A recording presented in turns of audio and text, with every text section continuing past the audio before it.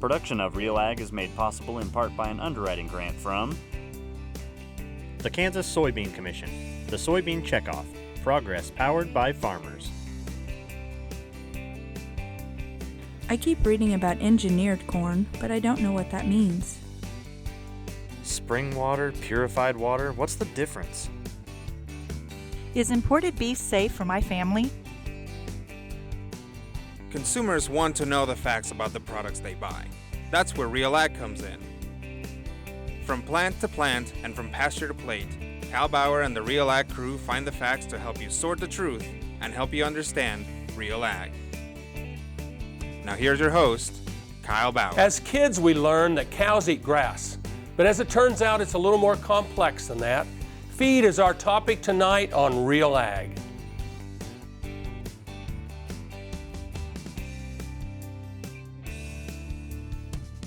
When farmers and ranchers feed their chickens and pigs and cattle, they're giving them feed. But what exactly is feed? Feed would be the material that's presented to the animal to be consumed.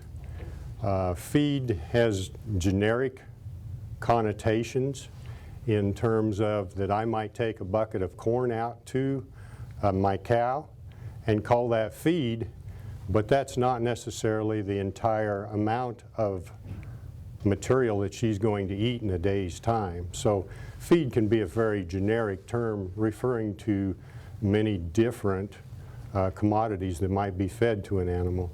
Well, the main ingredient we use here is corn.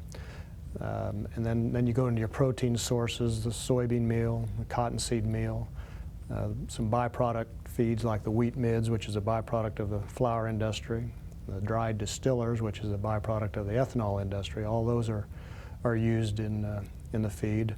Then you go down to your minerals and the limestone and the phosphorus and the salt. Use some urea. And you go further down into your trace minerals and your amino acids, and the list gets pretty long.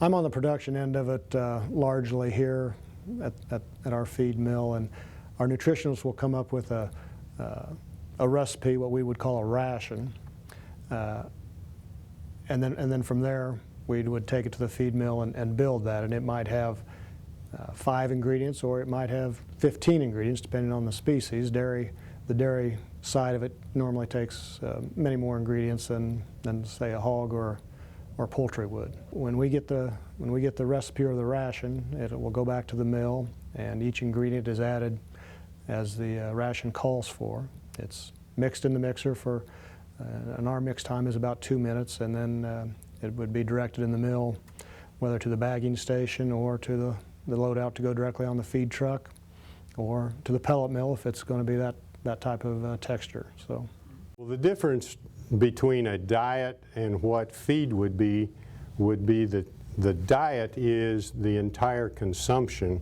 for the day that the animal has for intake.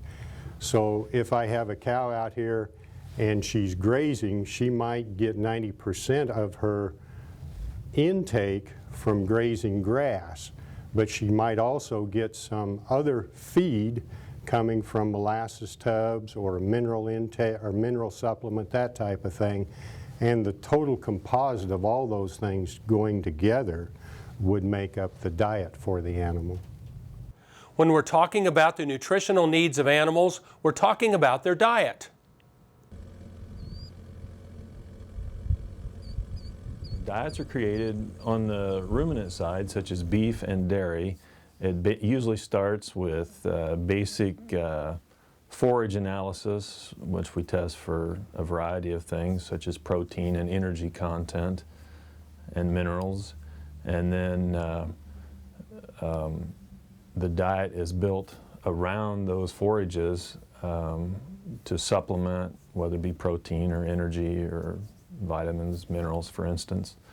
And but the whole basis is around the forages.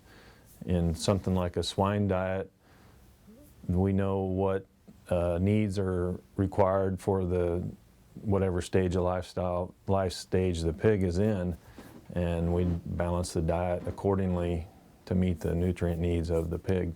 In the area that I work, which is mostly with the feed yards, the animals are captive to a pen, And so all the material that is delivered to them during the day is formulated at the mill, and we know what's going to the animal. So in that environment, it's much easier for us to know exactly what the animal is getting, because we put together the mineral package, the roughage packages, everything the animal's getting is delivered by truck to the feed bunk for that particular animal. As opposed to an animal that might be out on range, a cow-calf situation, that cow is going to do 90%, 95% of her grazing out there, selecting different plant species, and then she might go to the water tank and get some water, spend a little time licking at a lick tub or getting some mineral, salt and mineral mix, and we have much less control of how much she consumes in that environment. Livestock need different diets at different times of their life cycle and at different times of the year. From a production standpoint, we'll make a lot of creep feed to go directly in the pastures when the calves are young, and of course, just like a human baby has a different diet than they would when they're adult, the young livestock do also. They require different things for their stages in life. Protein levels change as the animal grows older. Energy levels change. Just for instance, productivity of the animal would indicate different levels or requirements of protein and energy as well.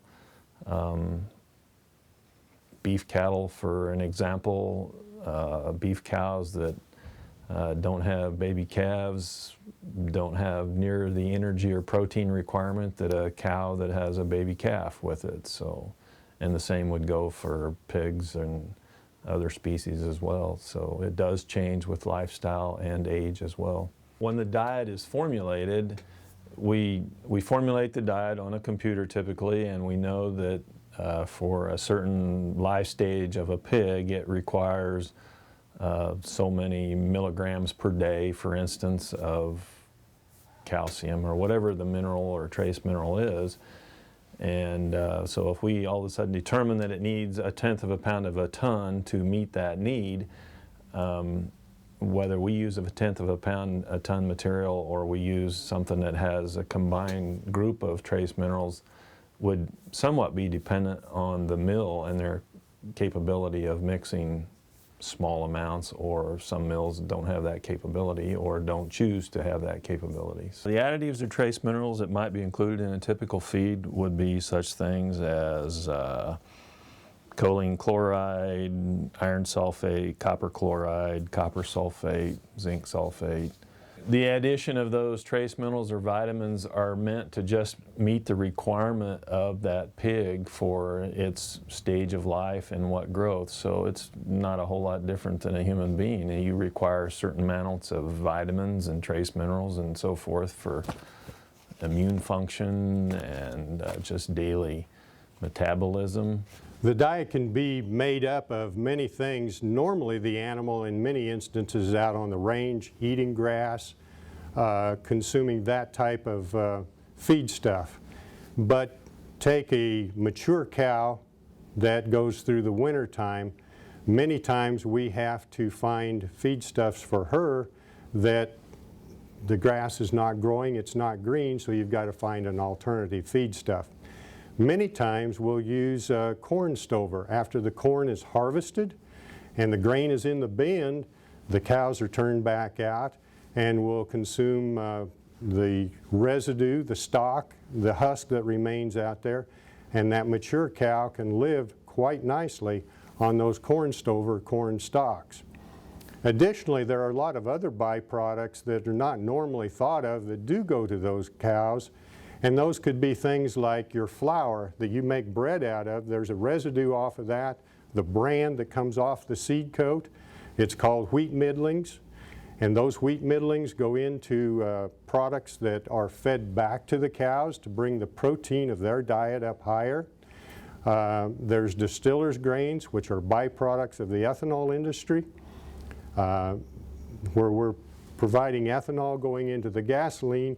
But again, the seed coat coming off of that, the fat and the protein are very good products that go back into the cattle industry to feed the mature cow or the feed yard animal.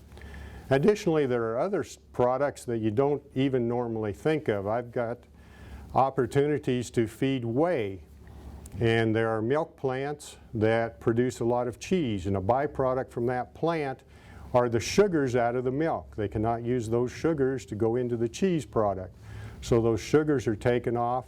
We'll take that liquid that's 80% water, 20% sugars, and mix it back into feed, and particularly dry feed. Corn stover, some of those products, we can mix the whey back in with that, bring the moisture up so it presents nicely on the cow's plate, and they're very willing to consume it, and the calves just love it. Balancing nutrition, budget, and regulations can be difficult. That's why farms employ nutritionists and feed scientists. Science is used very much to determine what is in the feed fed to these animals. Most of your land-grant universities have courses and programs designed to teach people about the different diets and formulations for different species of animals. And that could be poultry, that could be swine, it could be in the beef industry. There's different facets. But science, there's a tremendous amount of research that goes into what makes the most efficient diets, how we can do it not only efficiently from a production point of view, but also how we can do it the most cost effectively. So there's a tremendous amount of science that goes into it. Additionally, there are a lot of additives that may go into it that we've learned over the years that can help the animal grow faster and more efficiently. So the incorporation of those products is regulated to a certain extent, but also there's a lot of science goes behind those products. Help producers produce livestock, whether it be swine or beef or dairy, have produce their products in the most efficient manner for the dual purpose of well-being of the livestock as well as the survival and economic well-being of the producer. The government pays close attention to what's being fed to our chickens, pigs, and cattle.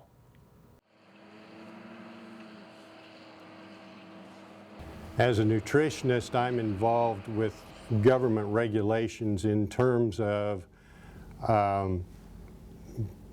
basically the growth promoting products that are used in feed yards. And the government gives us a fairly wide range of use of those, but at the same time there are limits as to the upper amount that can be used and the minimum amount that can be used. There's been great pressure over the last several years to limit the use of antibiotics in feeds. We still need to have those antibiotics to treat sick animals, but the area of most concern would be the issue of growth promoting use of antibiotics, just making the animals grow a little faster. That use has been deterred to a large extent in the animal industry. We're inspected by the state and also by the Food and Drug Administration here also. And that happens at least once a year at our facility. So there's lots of record keeping that goes into the production of the feed, and those records are maintained and kept for some of them as long as 6 years. When we do feed sequencing here, it's the process that the feed goes through the mixer, also through the loadout bin, also through the truck. So all of those processes have a tracking record. We assign each batch of feed we make a lot number, and that lot number is carried on to the feed all the way to the bin at the producer's facility. So we can track a load of feed wherever it goes. It also keeps records through the feed truck, how they're unloading, the sequencing there, so there's not a possibility of contaminating one batch of feed with another. The same way at our bagging system, it's all recorded in the sequence it was bagged, and can all be tracked. One of the main issues with, or one of the main government oversight entities is in the regulation of medications that may be available to be used in certain situations for livestock production. And many medications are, well, all medications are regulated by the Food and Drug Administration, and it is our responsibility to, if they are needed, to formulate in a manner that meets the requirements of the animal and also meets the regulations of the Food and Drug Administration. So we have to be careful to use correct amounts, have to be used for the correct species. They have to be, and from the producer's standpoint, they have to be used only really when they're needed. It doesn't make economic sense for the producer to use them unnecessarily. Healthy animals make for better products, and a huge part of the animal's welfare is a healthy diet. The concept being the animal that gets sick and gets behind his pen mates is not going to provide a product to the consumer that is as tender and juicy as his pen mates. There's real incentive for the livestock producer to have a healthy animal. One is the issue of if the animal does get sick, it's an expense to him to take him to the doctor. In other words, you have to spend that expense of giving him an antibiotic, treatments to try and return him to good health. So that's a negative expense to the producer. In addition to that, if that animal is sick for very long, he does not gain weight with his other pen mates. So he becomes lighter and does not gain as much weight. When that animal is marketed, even if he's kept more days to gain the weight that his pen mates might have had, he still will not produce quite as good a product. If the animal that gets sick falls behind his pen mates, not only does he not gain as much weight, you may even keep him longer to gain that extra weight, but the carcass is not going to have the eating appeal that the pen mates probably had. It may not have quite as much fat, be as tenderness, or have as much tenderness to the product as his pen mates would have done. A lot of this has been shown in research in what they call the ranch to rail program over numerous years. But it's an expense to the rancher just because he got sick trying to get him healthy, and then you have the economic disincentives because he's behind the pen, you have to keep him longer, and then you've got to ship him later. So there are all sorts of incentives for the farmer, the rancher, to get that animal to market as a group. Well, it's important for livestock to have a healthy diet. For one, we're all concerned about animal welfare, and two, that's a farmer's livelihood. So of course he wants to have his assets perform as best he can, and staying healthy and so forth is important to his income. So of course the consumer, we want to provide a healthy source of food for them, and that goes back to the livestock and keeping them healthy. Also, we're concerned about animal welfare. We want those animals to be healthy, and also go back to the farmer. That's his livelihood. He wants his assets to perform well, and his livestock are his assets. The farmer would be concerned with producing a healthy diet because, well, for two basic reasons. One, for the health and well-being of the animal.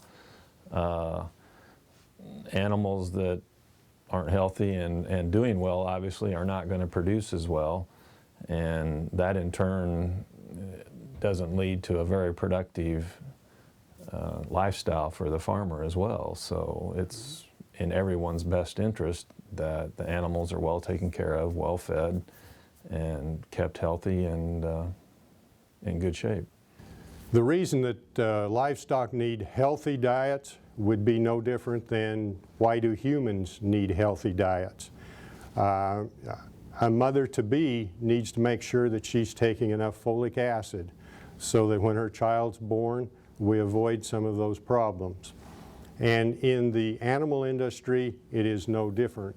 You're looking to provide diets that maximize the growth and performance of that animal, and we don't want to add extra cost so that we're out of the market in terms of production costs, but at the same time, we want that animal to be healthy, be able to be reproductive if it is a reproductive animal, and at the same time, if it is an animal that's going to market, we want that animal to have all the growth potential that it can have and be a wholesome product going to the consumer. As science advances and regulations increase, feed science also changes with the times. There are trends in feed that change with time.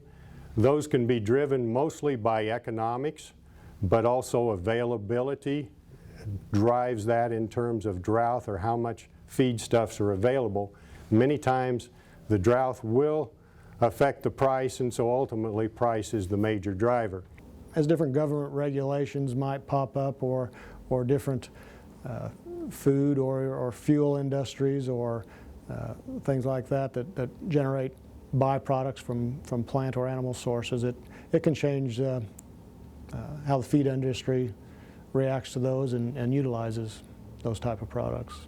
We've gone from delivery unit trucks of 9 ton to 21 ton. We've gone away from every farm on the corner of a section having hogs and chickens to not.